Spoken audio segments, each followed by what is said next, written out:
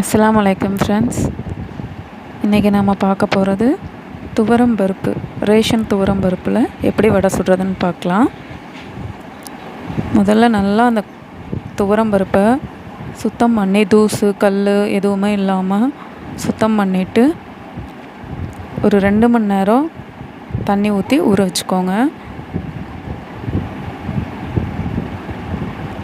நல்லா அலசிட்டு ஊற வைக்கணும்.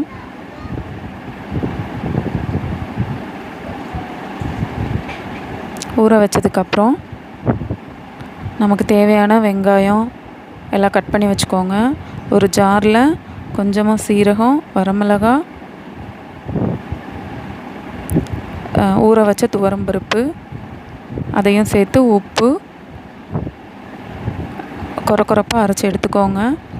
நான் குழந்தைங்க சாப்பிட்ற மாதிரி தான் காரம் போட்டிருக்கேன். ஒரே ஒரு மிளகா தான் போடணும்.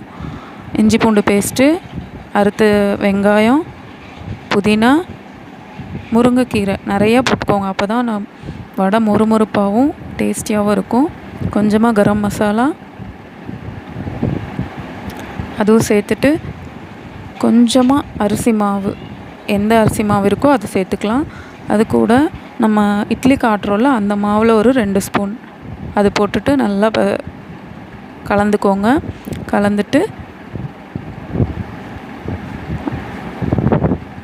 வடை தட்டி எண்ணெயில் போட்டு எடுத்துக்கோங்க. போடும்போது ஃபஸ்ட்டு ஓரளவுக்கு வெந்ததுக்கப்புறம் எடுத்துட்டு மறுபடியும் போட்டு எடுத்திங்கன்னா தான் இன்னும் கிறிஸ்பியாக டேஸ்டியாக இருக்கும். பாருங்கள் நான் இப்போ எப்படி பண்ணுறேன்னு. நல்லா எண்ணெய் மீடியமாக ஹீட்டில் இருக்கும்போது போட்டுட்டு நல்லா கலந்து விட்டு எடுத்துருங்க. எடுத்து ஒரு 2 நிமிஷம் கழித்து மறுபடியும் அதே எண்ணெயில் போட்டு எடுங்க.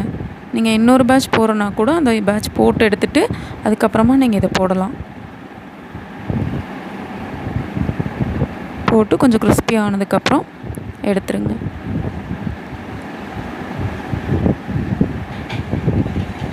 இப்போ பாருங்கள் கலரே எப்படி இருக்குன்னு.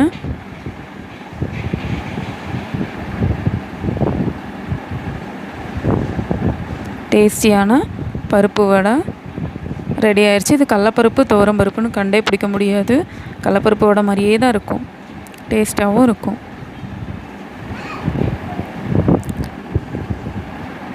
இந்த ரெசிபி உங்களுக்கு பிடிச்சிருந்தா லைக் பண்ணுங்கள், சப்ஸ்கிரைப் பண்ணுங்கள்.